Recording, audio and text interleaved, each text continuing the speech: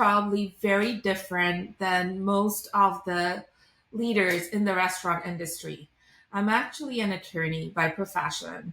I'm a full time attorney. I still practice law. I have my law firm in Washington, D.C.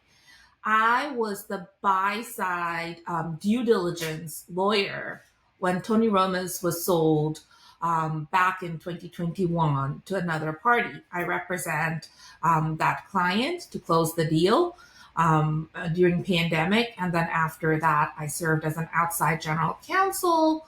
And then from there, I became the CEO. Again, I didn't have to climb up the corporate ladder, extremely nonlinear, someone from the outside. But what I had was, I gained the trust of the board members, the shareholders, and the team. I got to work with the team very closely too when I was the outside GC. And you're doing well in the role. And the reason that I want people to have the context is because, when you grow up in the industry, you're taught that, the industry is unique unto itself. The traditional rules of business don't apply to the restaurant industry. But here you are applying like the rules of traditional business and innovative industries to the restaurant industry. So I would ask you, fresh first principles, fresh perspective. What do you think you brought to the role that other CEOs might lack based on your specific experience? As a lawyer, I'm trained to look into everything with very meticulous attention. That's my training, and that's what I default to. So when I came to Tony Roma's, I basically brought in that same skill set, like looking into every aspect of operations, of marketing, of the culinary department with an attention to detail which the brand actually needed.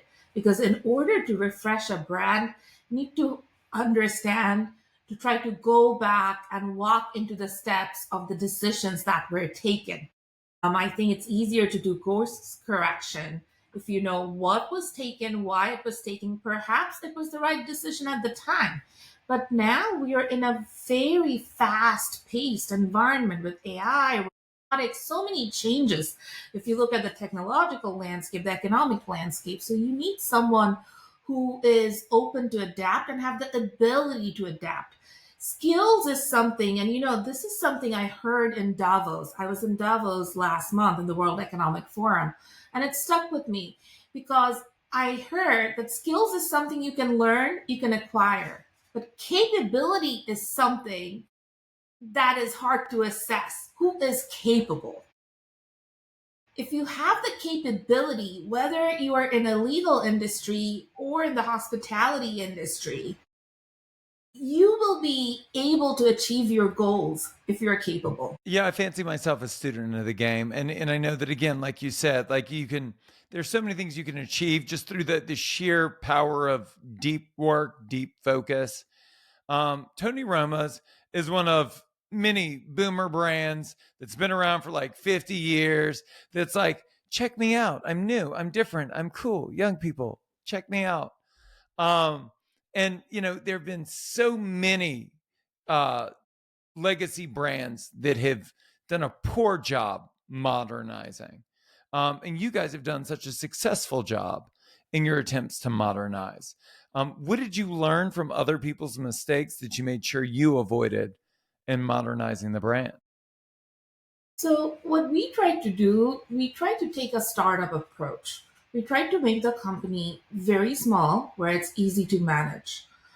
Very small in terms of the size of the employees, the locations, but we have a lot of presence worldwide. It's franchisee owned. When you are small, it's easy to scale. Sure. And that's what we did in terms of cleaning up. And I particularly was extremely involved post acquisition in terms of that when it comes to financing, the contracts, just clean things up in a way where it's easy to grow. Like from last year, I'm continuing now. We're in a growth phase. Now the full attention is on growth. We know we are ready. We know that, we as a company, we have a great advantage that many companies of like Tony Roma's don't have. We don't have that many debts. In fact, it's non existent pretty much. So, which is something amazing. And the investor we have who bought the company, to gain the trust, the confidence, this was extremely needed to look from a top to bottom approach where the areas of improvements are. That have been spotted. Now it's time for us to deliver. And we are focusing on pure growth. Like we make the company small enough from where I think it's easy to rise. Talk to me about growth. Like, let's define it clearly. I meet a lot of independent restaurant owners and operators that are like, I want to grow. And I'm like, well, how many locations do you have? And they'll say, I have one or I have two. And I'm like, do you make any money? And they're like, well, no. But like, once we scale to 3 or 4, we will. To which I would say, highly, highly unlikely. So in the initial phases, when you were thinking in terms of growth, right? You probably weren't thinking in terms of more locations. You were thinking in terms of growing the bottom line, growing top line revenue sales, growing your per customer average spend. How did you define growth in that earliest stage? So for us, it's a bit different right now because we're a franchisor and we have Right. locations that are owned and operated by our franchise partners. In fact, right now we are in the process of selecting a site for our corporate location and setting it up. Once we own and operate the corporate store under this, completely new revamped brand, that's where we will be facing more day to day where to cut, what to do, which we are already facing with one of our QSR, Tony Roma's Bones and Burgers. It's an international plaza mall in Tampa. But here is the thing: I think one of the process or thought process that people have in the restaurant industry, it goes back to what you were describing. Having multiple location will help me to grow.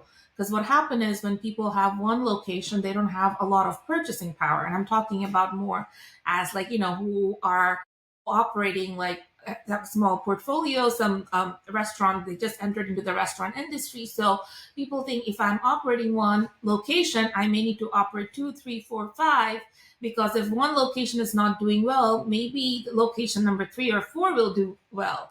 So, that can eat up some of the losses I'm doing in location 1. So that's like the thought process, and they think they will have more purchasing volume.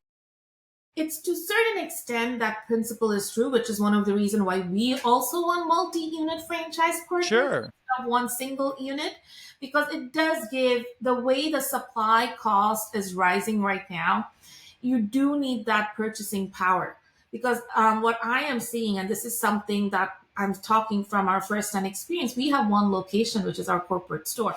I didn't open it, my predecessor did. And when it comes to the purchasing power in Florida, Tampa, we don't have any other location. And you have Sure. an agreement with Broadliner like Cisco, it can get very expensive. It can get very expensive for that one location. So, how do you realize the economies of scale? So, of course, I am of the belief that if you have one concept, try to prove that. If you have one restaurant, try to prove that. Try to understand the inefficiencies. Try to bring your food cost to a level that is the dream would be like somewhere around like 20 to 25%. But these days it's hard. It's very hard because there are factors that are beyond our control. And then if tariffs happen, then who knows what the supply Sure. cost will look like. You walked into an industry as an outsider, right? And the big benefit of that is that there are all of these assumptions that you make when you come up in the industry, right? There are all of these rules. And I would ask you, as it relates to Tony Roma specifically, I'm sure that there were generational, decades old assumptions and rules about the company that you had to break in order to rethink the brand for the future. What were some of those?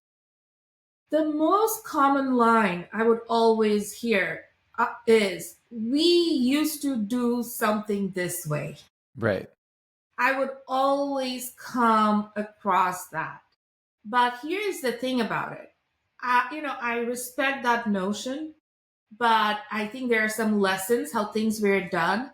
But when you're trying to innovate, whether it's a restaurant industry or any other, you will face resistance because people get comfortable in doing what they know, what have worked.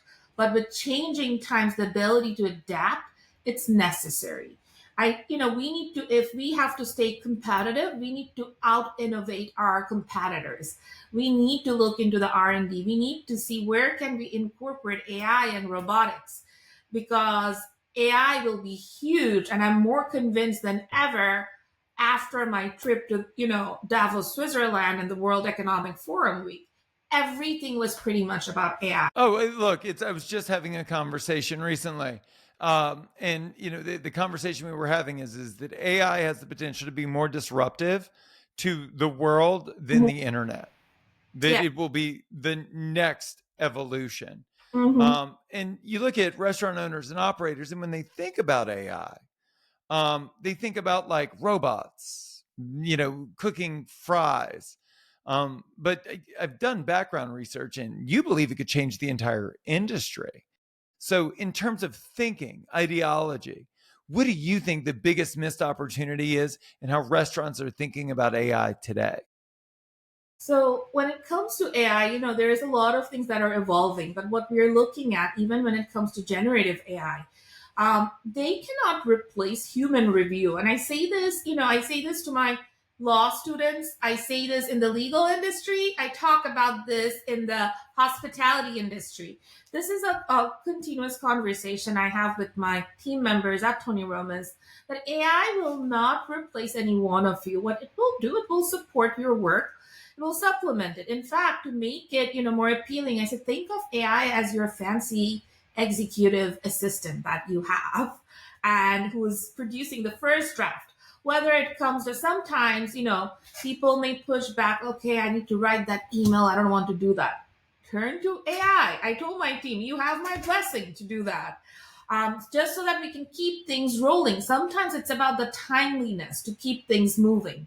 And when it comes to the restaurant industry, I see it in two different buckets. I see AI and robotics a little bit different. AI can enhance with inventory management. AI can enhance customer experience. We can use it in that. I think pretty soon we will see that customers, maybe companies will have their own AI in terms of, if someone can just walk into a restaurant and say, what can I eat? There's so many ways you can implement and incorporate AI. Robotics, on the other hand, because we have done some demo and we're looking into that, I think there are some solutions in the kitchen. For example, when making fries or salad, there are a lot of solutions out there. There are companies that are making, robots do tasks which not only, make it more efficient or cut back on the time. The one thing that was appealing to me, the consistent quality. For example, French fries. If I can guarantee that my French fries for my customers will taste the same every day because of robotic technology, I think that alone for me is alone, that is sufficient to turn to robotic technology. You mentioned Davos a couple of times. And I mean, generally, forgetting Davos entirely, you've been in some really powerful rooms: Davos, the White House, the Department of Justice. And what I found is this: is that when I'm in the room with big leaders, it informs how I think about the world. There's just something about being around people that either see the big picture or aspire to see the big picture. And most of the people listening aren't going to have the opportunity to sit in those rooms. So I would ask you, how has those experiences adjusted your leadership strategies and how they apply to the restaurant industry? Firstly, I really believe in, even to most of the people listening, you never know where you will find yourself. You may find yourself in these places. The main thing is to curve your own path. Like, be very committed to your dreams, your aspiration. You will be able to find your own path to these places or around like change makers and decision makers. And that is actually the essence of my journey. Like, if you look at it, it's not, linear. It's not how it usually goes. But I have always tried to break barriers. That was just within me. And I knew that in order to educate myself, inform myself, I have to be around the change makers and decision makers. My training at the White House was extremely helpful. Just being there, seeing how decisions are made, having so many stakeholders. I think, when you have that type of training and you come to like Any industry, you just know how to find, a resolution, how to execute. So those type of core skills, regardless of industries, it's extremely important. Like it's very transferable. So my suggestion would always be open to creating your own path. And then, you know, the interesting thing about the law profession, I was an assistant and a clerk at a law firm. I almost went to law school, and then realized definitely not for me. And the reason is that it is an industry, it is a business where like you are destined to be a leader from the moment you get into it. That like you start by producing work and then eventually you inspire work, you curate work. That is the nature of law. And I think that one of the big hurdles we see in the industry is that most independents never break through that managerial ceiling, right? Is even when they get financing, even when they open their own place, they still behave as if they're a manager, right? And in my late teens, I was not prepared to make that leap into leadership. Um, for you, it's a very interesting place to sit because you inherited a business that is older than you are, Yes. and right, which is insane. And now you're leading the charge into the next generation. How did you think in terms of like, this is what I'm going to do, this is my circle of genius, this is where I'm going to sit? And then you looked at your leadership team, right, which most of those people you inherited, right? And then how did you think about stacking your bench? Because your bench isn't determined by the qualifications and the capabilities of everyone else. It's determined by yours and how those people complement you. Yeah, when it comes to leadership, my personal belief is, never stop learning. Learning does not stop with leadership. So, that's where I turn to my team members who are industry experts. I may have a framework or a vision or a strategy, but they have been in the industry for a really long time. I always like to say in a staff meeting, like we kind of have a flat structure. We don't have meetings, we have brainstorming sessions where we all sit together and we think about, what we can do to make Tony Roma's better, out compete, out innovate, and reclaim its glory. Because Tony Roma's used to be huge once upon a Yeah, time, for sure. owned by the Dallas Cowboys. So it's a great brand. It's an amazing brand. And just being in this brand, I think it gives a lot of us motivation to do well and to see the brand shine again. So for me, I have always have this knack for learning. I always believe in like, no matter what you do, what your titles are, there is an area of improvement. If you keep that open mind, you can learn from anyone. And my team members are my allies, and they are always, helping me to understand the industry better. We are always talking. If, when I have a vision, I bring it to them. So I think we have a very good process going with our brainstorming sessions and everything that we are doing. Yeah, learning does not stop with leadership. It's a continuous learning game. Coming from the legal profession into the restaurant industry, if there's only one thing that threads them, it is that both industries are run primarily by men. It is a male dominated industry. And what we've seen is, regardless of what they say on the news, that diversity is a very, very valuable thing. Mhm. Diversity in not only background but ideas. Talk to me about what it was like going from one industry, which is just pervasively controlled by men, into another industry, which is just pervasively controlled by men. You know, that's where I had the experience, you know? You're right. Oh, absolutely. This is your bag, Mina. Had the experience because I knew I prepared myself for this because in the legal industry it's same, it's Right. predominantly controlled by men. Women entered into the profession a lot later, and then there are a lot of barriers to entry that we had to overcome. And restaurant industry even more dominated by, especially at the C-suite level. If you look at the Sure. C-suite level, there are not that many female leaders. In fact, in the 53 years history of Tony Roma's, I'm the first female, CEO. So I was very much prepared for this role. And of course, I think someone, I think on my very first day, told me that, oh, franchisees are calling and they're saying, who's that girl? God. And it was just brought to me directly. And at that time and point, it occurred to me that the first thing that made an impression for everyone, I don't know whether it was an impression or that was their takeaway, that I'm a woman.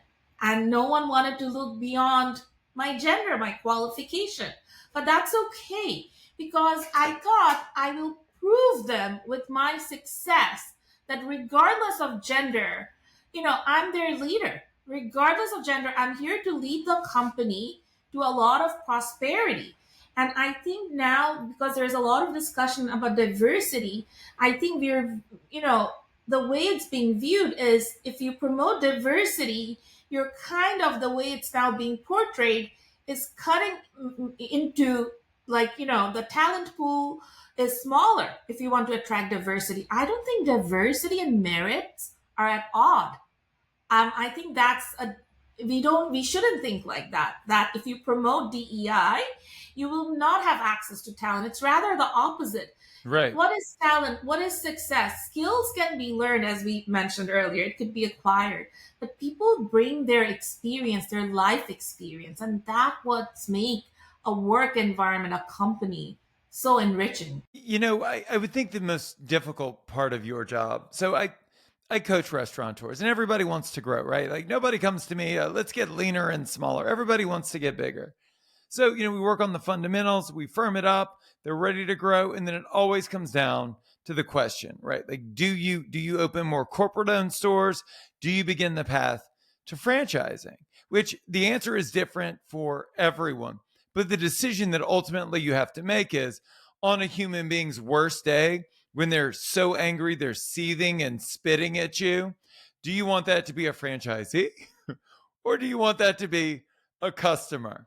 Two very different animals, two very similar outcomes. Mhm. When you walk into this brand, which is stagnant, after so many years, and you talk about AI and innovation and new marketing strategies, and I want to delve into some of your ideas about that because I think you have fascinating ideas.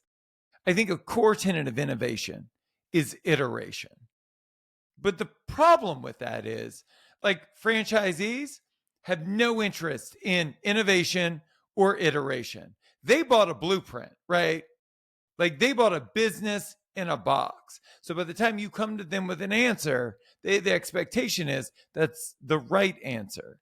So how have you navigated working with a sea of franchisees in trying to usher in this new innovative version of Tony Roma? So this is how I see it. The franchisees that we have in the system, some of them have been there for a very long time. Of course, they have been operating the brand, I think some we have for over 4 decades. Wow. And they, some are receptive to changes. Some would come to us and tell us that please make some changes.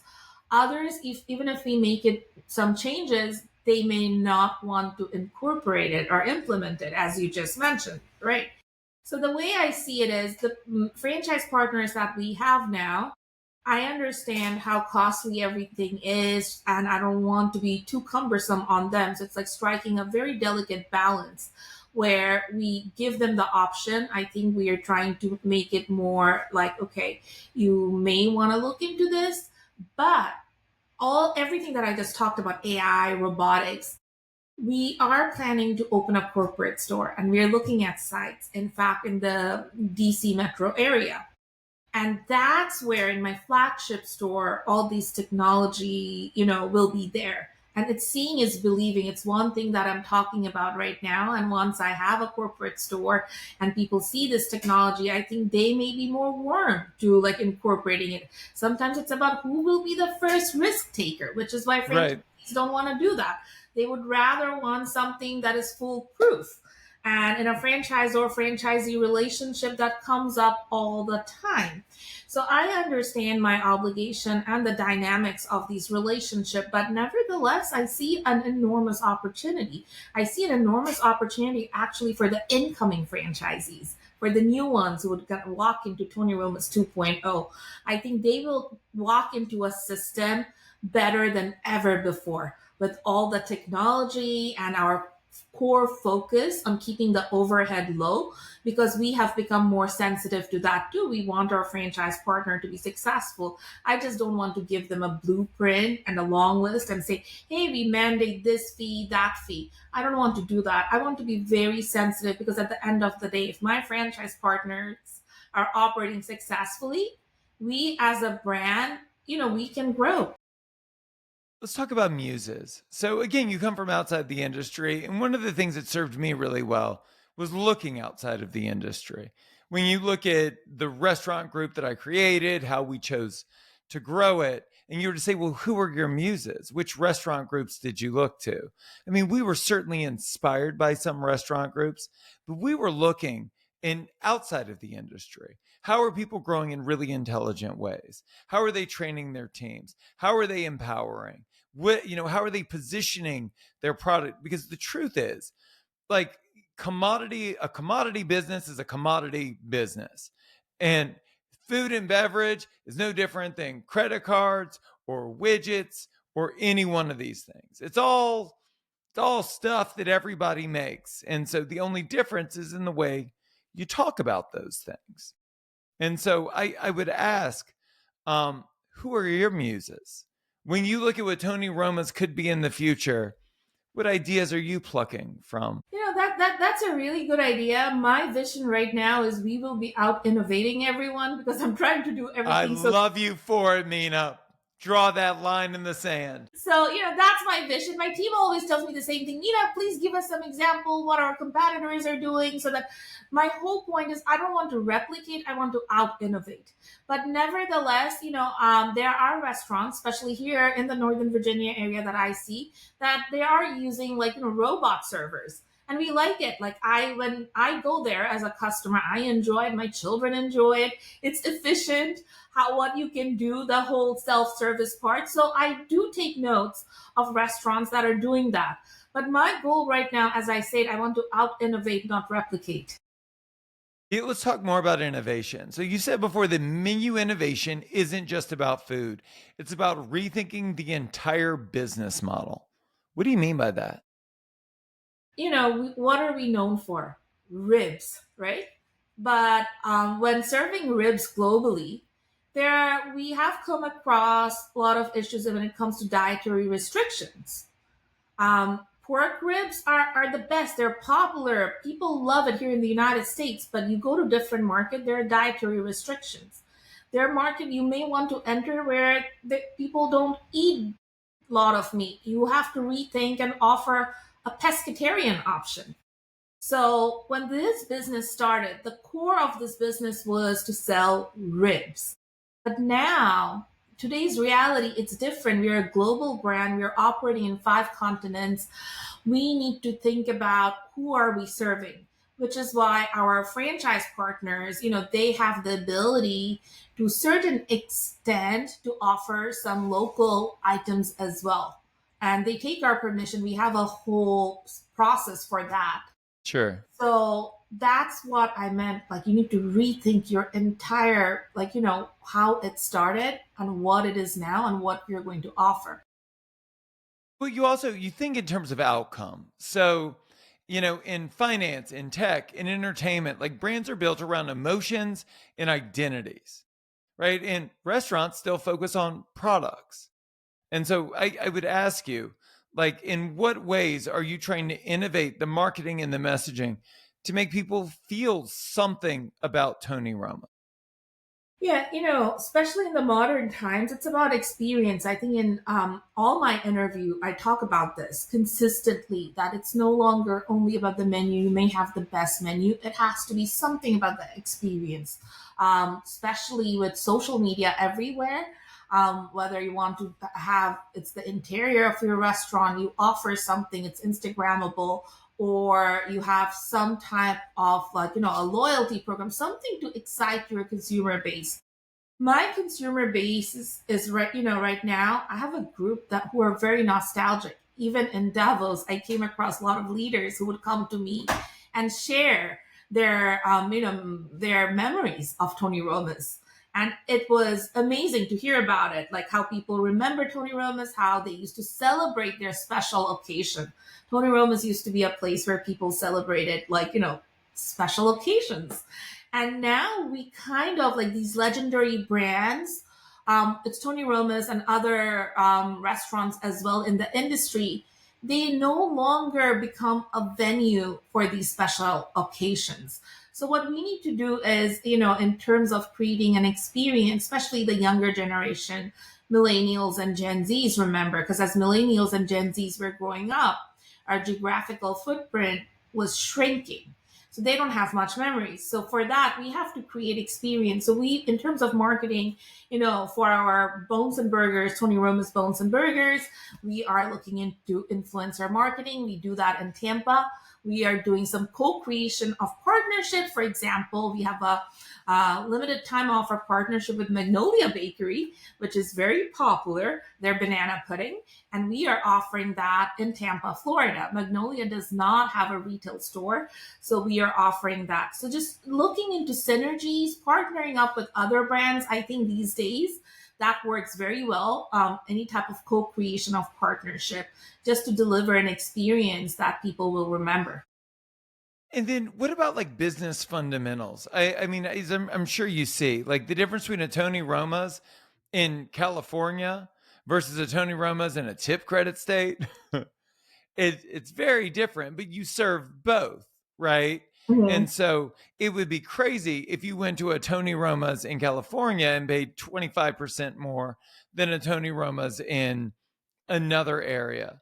How do you guys deal with the changing and evolving labor standards, cost of goods? There might be tariffs coming. I'm sure you've heard about it in DC. Um, like how do you navigate this so that like all stakeholders understand what's at stake and everybody there's empathy, right? Yeah. Um, you know, we understand that each market presents different challenges. So we don't quite standardize any pricing. We leave that up to our franchise partners. So they have a lot of discretion in terms of That's pricing. very interesting Yeah, and somewhat unique, yes?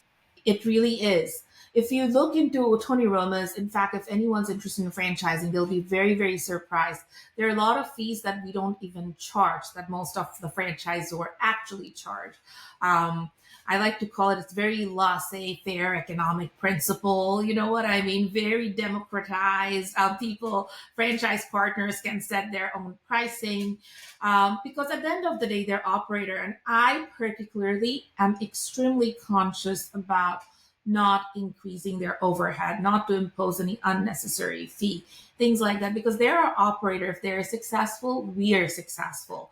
And this is one of the reasons there's sometimes a lot of hesitation. Like a franchisee wants to operate a brand, but they look at the laundry list of fees and that may turn them away. When it comes to pricing, we don't standardize it because each market is different, and we are, we have few locations, but we're in interesting markets.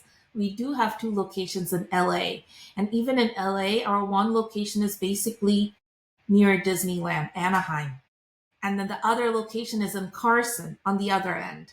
So, even in LA, it's in like two different ends, right? Different consumers. Then our location in Las Vegas, it's doing enormously well. Part of the reason is it's inside a casino. So Mhm. that draws a lot of foot traffic.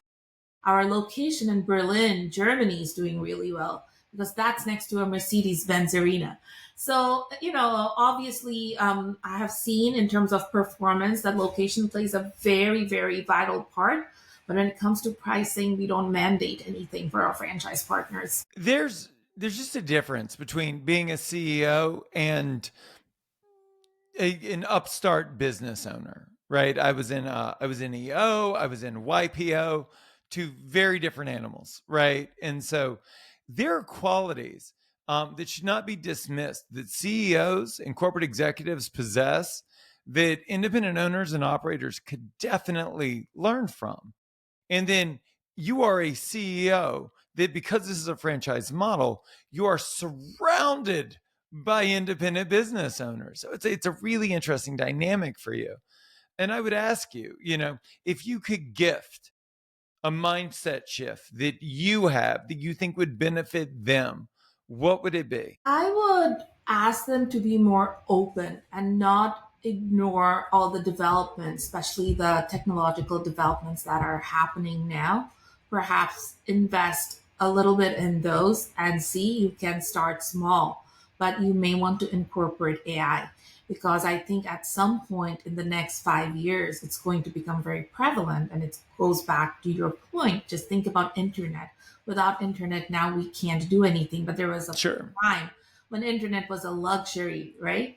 So with AI, you will see the same. So for independent business owners, I would of course suggest that it's we always sometimes get lost in running day to day, but don't forget to take notes of the innovation.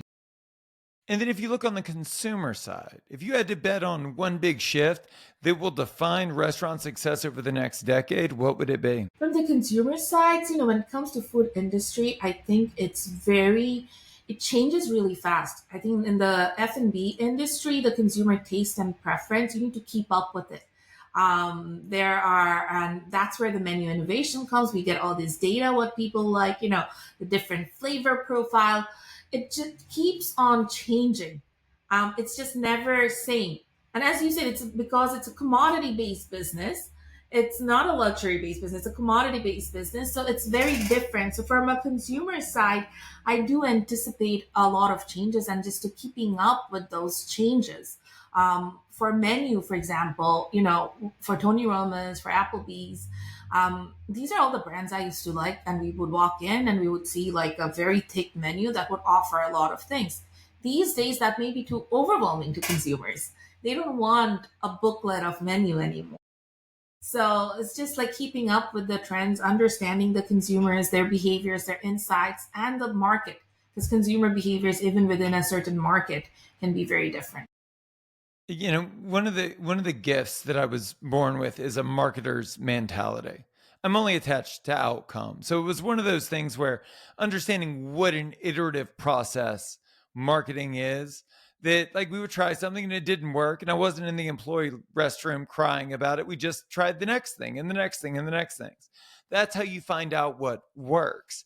And that definitely seems to be your philosophy as well in going into this, that you're not married to individual out or to individual actions or initiatives. That Mhm. what you're married to is just the outcome. Talk to me about how you message that to their team in a world where everyone is so worried about being perceived as a failure. My philosophy is don't get too attached to rinse and repeat. We may have to do things differently to get to the outcome we want. Keep an eye on the outcome. But, and I think what happened most of the time is people like to do this is what I know, so rinse and repeat or copy and paste. So that's the mentality I always encourage, even my team members. Let's come out of that. Let's try to, we all want the same outcome, and there are many ways to get there. So let's try that. Let's diversify those ways. Last question I have for you is this. Like, what is a leadership mistake that you made early on that fundamentally changed how you run Tony Roma's today? Wow, that is a great question. Leadership mistake.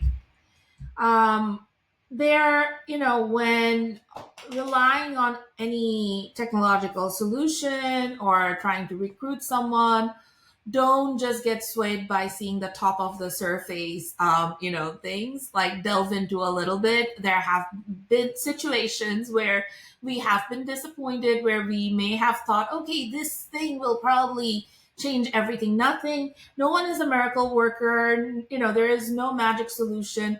It goes back to what you just said. You need to keep on trying. If A doesn't work, go to B, go to C. Don't be disheartened by failure. At the same time, don't be super overconfident by success. We did it, Mina.